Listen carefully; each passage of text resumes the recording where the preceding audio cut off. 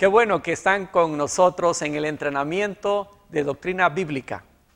Hoy trataremos un tema sumamente emocionante,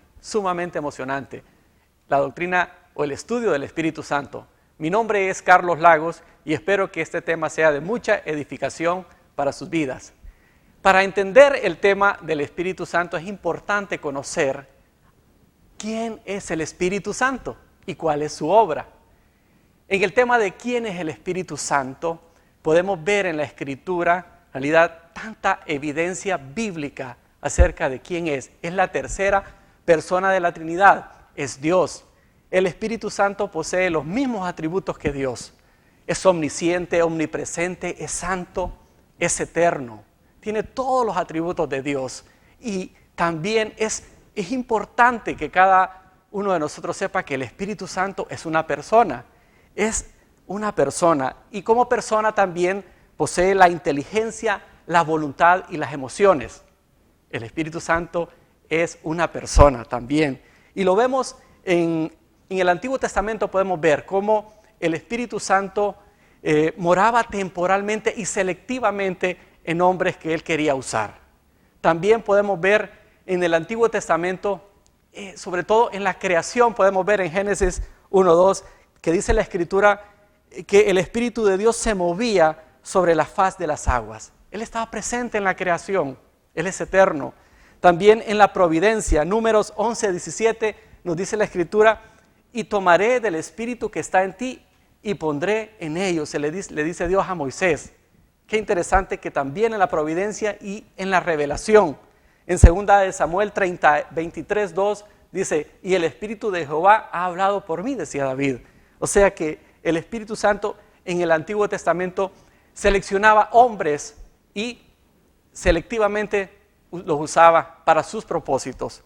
También tenemos que entender qué hace el Espíritu Santo en el Nuevo Testamento. El Espíritu Santo como prioridad da a conocer a Jesucristo. Es la prioridad, una de las prioridades, dar a conocer a Jesucristo. Vemos en Juan 14, 25 y 26. Dice, os he dicho estas cosas estando con vosotros, mas el Consolador, el Espíritu Santo, a quien el Padre enviará en mi nombre, Él os enseñará todas las cosas y os recordará todo lo que os he dicho. El Espíritu Santo da a conocer a Jesucristo. Qué importante porque Jesucristo lo prometió y vino a cumplirse esa promesa en Pentecostés. Podemos verlo en el capítulo 2 del libro de Hechos, ¿verdad? Cómo se cumplió la promesa del Espíritu Santo, ¿verdad? Sobre los discípulos. Podemos ver en Hechos capítulo 2 todo lo que sucedió. También Jesucristo le dio a sus discípulos 3 promesas. Les dijo que estaría, cuando ellos se reunieran, estaría con ellos. Mateo 18:20. Si 2 o 3 están reunidos en mi nombre, ahí voy a estar. Él dijo que estaría con ellos. También dijo que no los dejaría huérfanos, ¿verdad? Jesucristo ascendió, pero dijo, hey, no les voy a dejar huérfanos, voy a dejar el Espíritu Santo con ustedes.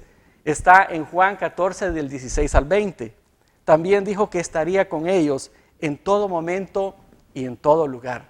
Y eso es lo que nosotros conocemos en Mateo 28:20.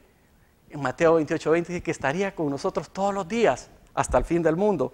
Qué bueno es entender esa obra que el Espíritu Santo hace en la vida, ¿verdad? del creyente. Y para entender esa realidad podemos ver que el Espíritu Santo hace realidad en nosotros la gloria de Jesucristo. Él hace realidad en nosotros esa obra que Jesucristo hizo. En 2 de Corintios 3, del 17 al 18, dice, porque el Señor es el Espíritu, y donde está el Espíritu del Señor, allí hay libertad. Allí hay libertad. Por lo tanto, dice el versículo 18, nosotros mirando a cara descubierta, como en un espejo, la gloria del Señor, somos transformados de gloria en gloria, en la misma imagen como por el Espíritu del Señor. Hay una transformación por medio del Espíritu Santo en nuestra vida. Qué importante es que el Espíritu Santo mora permanentemente en el creyente. Y es bien importante esta palabra, permanentemente en el creyente. Tener la presencia del Espíritu Santo es tener la presencia permanente de Jesucristo resucitado, ascendido y glorificado. Él lo muestra, Jesucristo lo muestra, no lo reemplaza, lo hace efectivamente en nosotros, ¿verdad? Mediante el poder del Espíritu Santo, el poder del Espíritu Santo en nuestras vidas. También el Espíritu Santo glorifica a Jesús. Qué importante hoy en día, aunque ante tanta distorsión de la doctrina del Espíritu Santo, que lo importante, una faceta importante es que el Espíritu glorifica a Jesús. Mirémoslo en Juan 16, 13 y 14. Dice, pero cuando venga el Espíritu de verdad, Él os guiará a toda verdad, porque no hablará por su propia cuenta, sino que hablará todo lo que oyere y os hará saber todas las cosas que han de venir. Él me glorificará, dice Jesús, porque tomará lo mío y os lo hará saber. Dice el Espíritu de verdad. El Espíritu Santo tiene diferentes nombres, el Espíritu de Dios, el Espíritu de verdad, el Espíritu de Jesús. Él os guiará a toda verdad y os lo hará saber las cosas que han de venir. Qué importante que Él glorifica a Jesús. También otra cosa que hace, otra obra que hace el Espíritu Santo, es que persuade de pecado, de justicia y de juicio a los seres humanos. Él convence o persuade a los seres humanos de estas tres cosas, de pecado, de justicia y de juicio. Convencer es dar clara evidencia, dice, de un acto criminal con el propósito de producir arrepentimiento. Es convicción, Él da convicción, primero de pecado, porque el mundo es incrédulo. El mundo resiste creer en Jesucristo. Él convence de pecado al inconverso. Él convence de justicia. Dice, porque la vida y ministerio de Jesucristo es el máximo testimonio de justicia. Convence de justicia, la misma vida de nuestro Señor Jesucristo, y de juicio, porque con seguridad vendrá un juicio sobre el mundo. Y el mismo Satanás es la base, es esta prueba, es juicio, está bajo juicio. También dice, y cuando venga, dice ese verso en San Juan 16, del 8 al 11, y cuando venga, convencerá al mundo de pecado, de justicia y juicio. Qué importante, dice, de pecado por cuanto no creen en mí. De justicia, por cuanto voy al Padre, no me veréis más. Y de juicio, dice, y de juicio por cuanto el príncipe de este mundo ya ha sido juzgado. Qué importante esta labor del Espíritu Santo, ¿verdad? En su manifestación. Y vamos a ver a continuación las obras que hace el Espíritu Santo, las obras que hace en la vida de una persona que toma la decisión de aceptar a Jesucristo como su Salvador. Y es importante diferenciar, antes de entrar a estas obras que hace en la vida del creyente, acerca de que si es un evento único, hace obras como un evento único, una obra única en la vida del creyente, una sola vez. Y también hace lo que es un proceso, el proceso, ¿verdad?, prácticamente en algo de santificación. Pero vamos a ver detalladamente, dice, el evento único que se realiza en el mismo momento de la salvación, no se repite.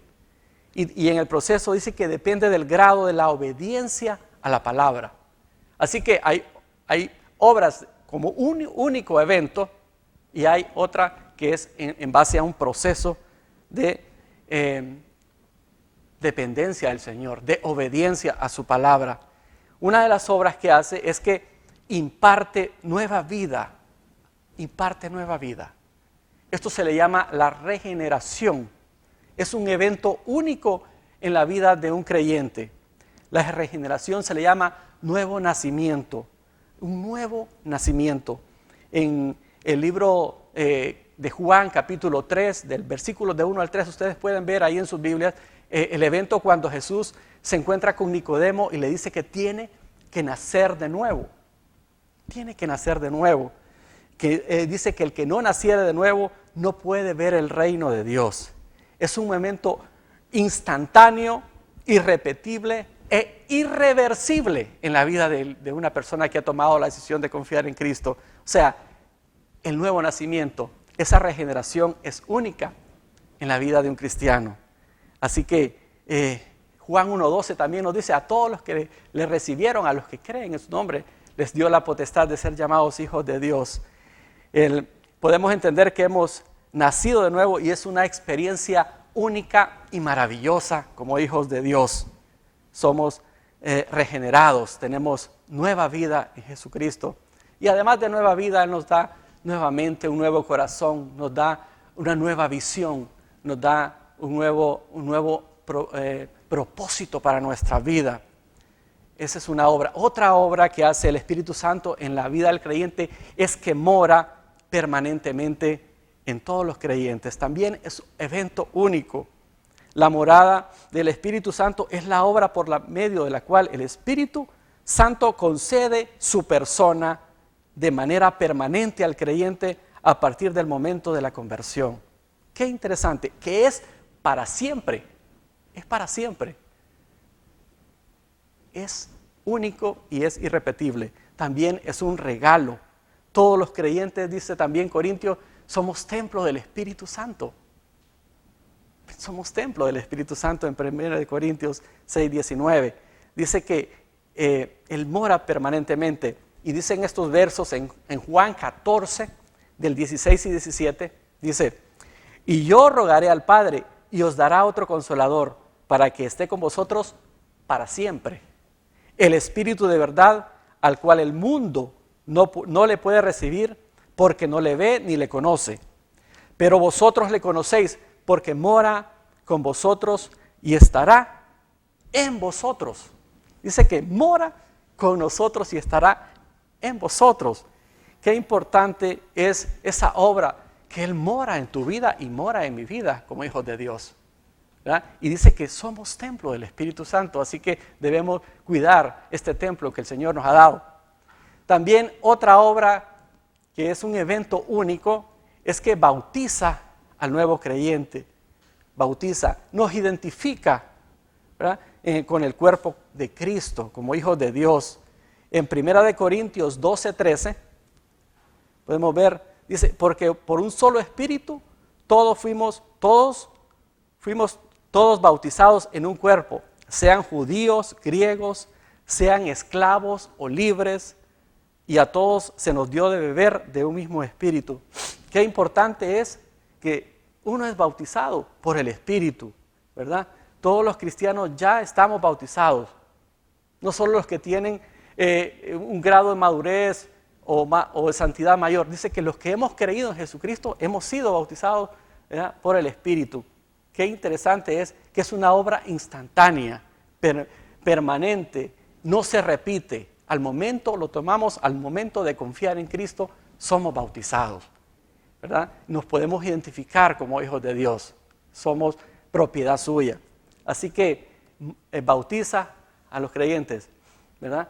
También otro evento que es instantáneo, que es un evento único, es que sella al creyente. Somos sellados por el Espíritu Santo. Qué interesante.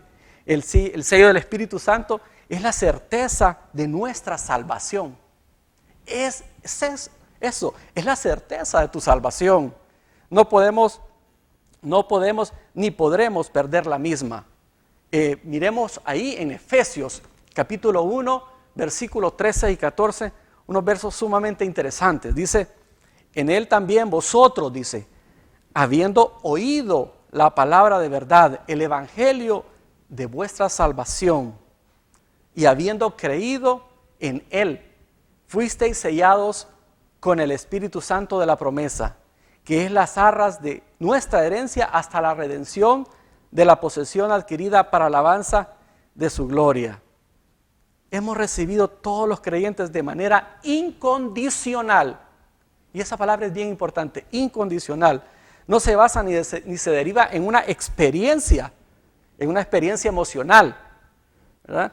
En realidad es la reserva que Dios tiene. Dice que nos reserva una herencia en el futuro. Son las arras, es las prendas que el comprador deja al vendedor para garantizar que terminará de pagar lo que ha comprado. Somos comprados por Jesucristo, y el Espíritu Santo es esas arras, es el anticipo, es el sello que tenemos, que somos propiedad de Dios. No podemos ni perderemos la salvación. El sello es instantáneo. También otro aspecto bien importante, y esto lo vamos a diferenciar en un proceso, no en un evento único, sino en un proceso, que es el que da poder para el crecimiento en santidad. O sea, la plenitud o la llenura del Espíritu. Esto depende de un proceso, ¿verdad? De un proceso, la presencia ya la tenemos del Espíritu Santo, pero la plenitud depende del creyente. Depende del grado de obediencia que tenga él mismo hacia la autoridad, hacia la palabra. Miremos un verso sumamente interesante que lo tenemos en Efesios 5, 18. Dice: no os embriaguéis con vino en el cual hay disolución, antes bien, sed llenos del Espíritu. Sed llenos del Espíritu. Qué interesante, esa plenitud es la obra mediante la cual Él controla al creyente y le hace vivir una vida espiritual, en la cual es evidente un crecimiento en la santidad y en la madurez cristiana. Así que esto es un proceso, estar bajo el control del Espíritu Santo, ¿verdad? Produce frutos, ¿verdad? No es es un proceso, el hecho de ese crecimiento, esa plenitud depende del creyente.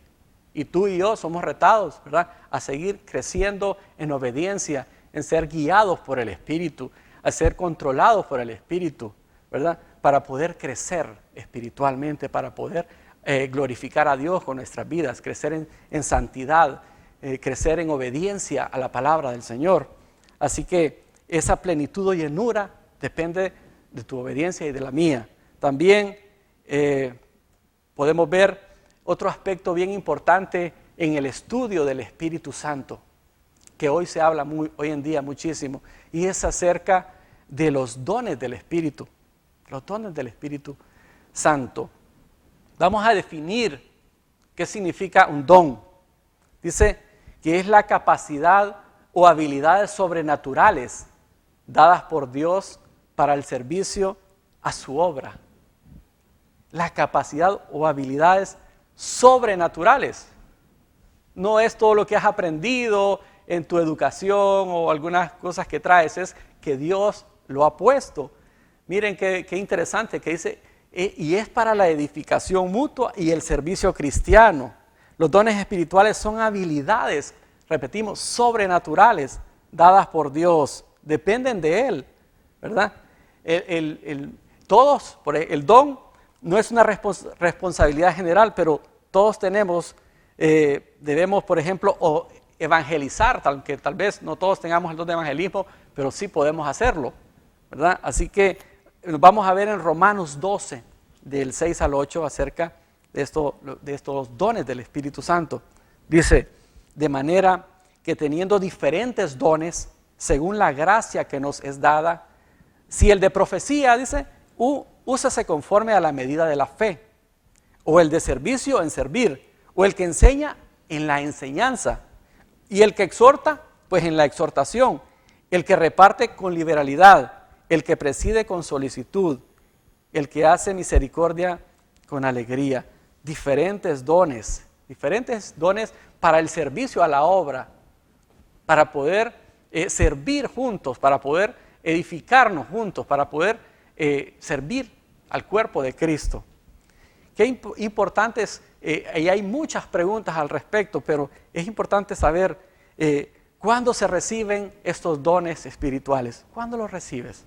Pues cuando crees en Jesucristo, cuando aceptas a Jesucristo. Desde el mismo momento de la conversión, Dios deposita en ti uno o más dones espirituales, ¿verdad? ¿Quiénes los reciben? Todos los cristianos, los que hemos verdaderamente aceptado a Cristo en nuestro corazón, ¿verdad? ¿Y para qué lo recibimos? Para la edificación de unos a otros, para podernos edificar, servir.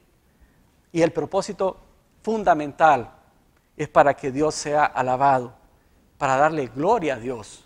Ese es el propósito de los dones que Dios ha puesto en su iglesia, para que Él sea exaltado.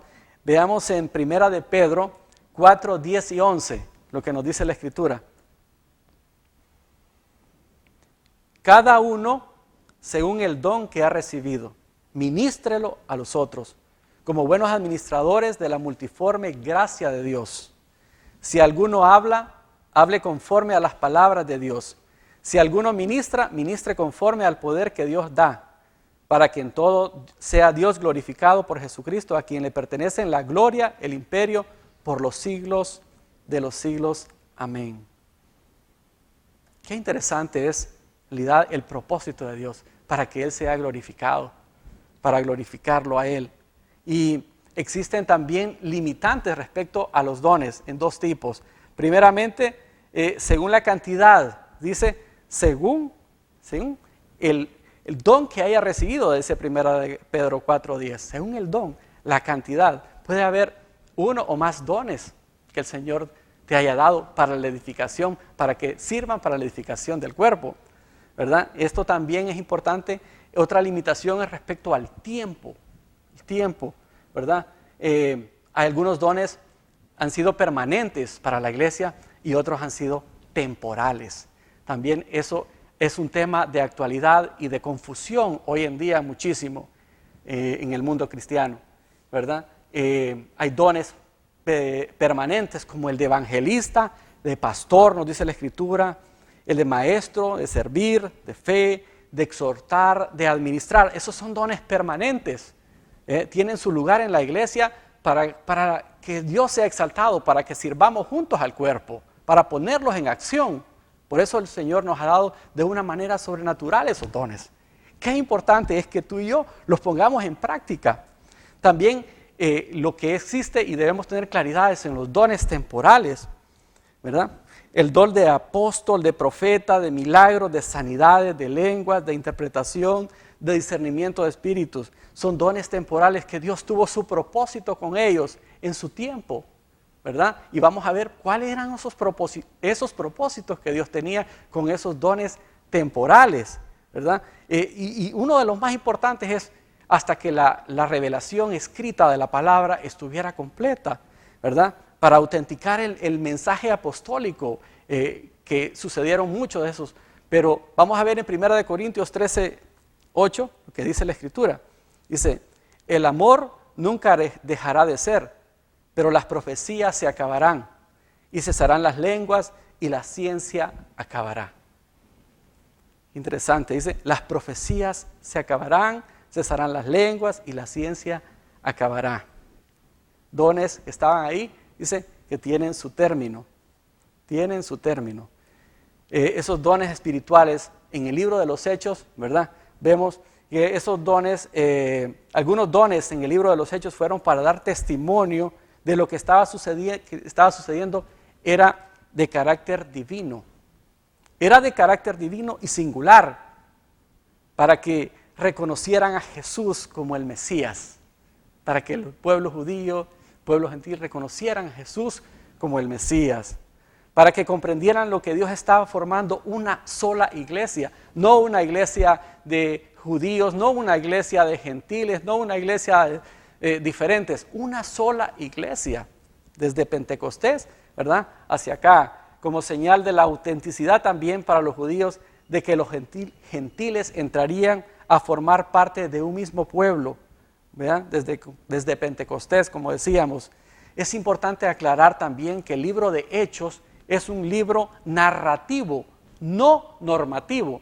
Qué importante es eso, porque Hechos nos relata una transición, un periodo de transición de judaísmo al cristianismo. Y podemos entender que ahí es bastante narrativo, ¿verdad? No normativo. También en respecto a los dones espirituales, podemos ver que dice, en las lenguas, esto cesarán, ¿verdad? Esos dones temporales cesarán. ¿Y por qué? Porque es importante que la iglesia creciera en madurez para tener y hasta tener la revelación completa de la palabra escrita, la palabra, ¿verdad? Y esos dones son, Dios siempre puede hacer milagros, Dios siempre puede hacer milagros, pero hoy en día vemos tanta distorsión y tanto emocionalismo que distorsionan el verdaderamente comprender para qué son esos dones.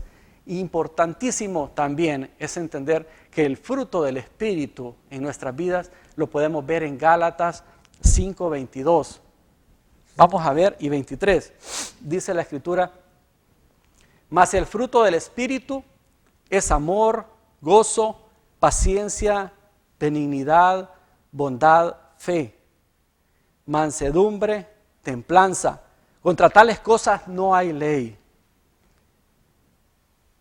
En todo tiempo es necesario ser hijo de Dios. Ser hijo de Dios para hacer la obra de Dios. ¿En qué? En el poder del Espíritu de Dios. Entender eso es bien importante. Ser hijo de Dios para hacer la obra de Dios. ¿En qué? En el poder del Espíritu de Dios. Él nos capacita. Dice en Romanos 8:14, dice que todos los que son guiados por el Espíritu, esos son los hijos de Dios. Y Dios nos da la capacidad por medio de estos dones también para hacer su obra, para servir al cuerpo, para ayudar en la iglesia, para servir a los hermanos, para que esas capacidades que Él nos ha dado nos ayuden muchísimo, ¿verdad? Para poder glorificarle a Él, para poder darle gloria. El objetivo de estos dones es la madurez, estar llenos del Espíritu a fin de servirle en su obra y darle la gloria a Jesucristo. Sí podemos hacer la obra de Dios, sí podemos tú y yo hacer la obra de Dios en el poder del Espíritu Santo. En realidad, Dios nos ha dado el Espíritu Santo, de Jesucristo nos dio el Consolador, el Espíritu que iba a estar con nosotros todos los días, el Espíritu que nos guía a toda verdad, que nos consuela, que nos enseña, es nuestro Maestro. El Espíritu Santo, en realidad, somos templo del Espíritu Santo, mora en nuestras vidas, mora en tu vida, mora en mi vida, como hijos de Dios. Desde el momento que aceptaste a Cristo como tu Salvador, el Espíritu viene a hacer una obra en tu vida. Qué importante es que estés produciendo esos frutos de amor, esos frutos de gozo, de paciencia, de benignidad, de bondad, de mansedumbre. Eso nos lleva a la madurez, como hijos de Dios, a esa plenitud para poder glorificar al Señor en nuestras vidas, para poder establecer realidad y hacer su obra aquí en la tierra, para ser discípulos, para poder tener ese alcance que tenemos como hijos de Dios de ganar almas para el cielo. Eso en realidad es el poder que el Señor nos da por medio de su Espíritu Santo. Recuerdo bien ese pasaje en Romanos, ¿verdad? Dice que no nos avergoncemos del Evangelio, porque es poder de Dios para salvación. Tenemos el Espíritu Santo de Dios en nuestras vidas y Él nos va a guiar para poder alcanzar más personas para su reino. Así que podemos hacer la obra de Dios en el Espíritu de Dios, con el Espíritu de Dios, en el poder del Espíritu Santo. Así que tenemos esa tremenda bendición. Quisiera agradecerles por este tiempo. Qué bueno que nos han acompañado. Muchísimas gracias. Que el Señor les siga bendiciendo y que juntos podamos seguir conociendo y siendo guiados por el Espíritu, controlados por el Espíritu, para poder servirle mejor en su obra. Que Dios te bendiga.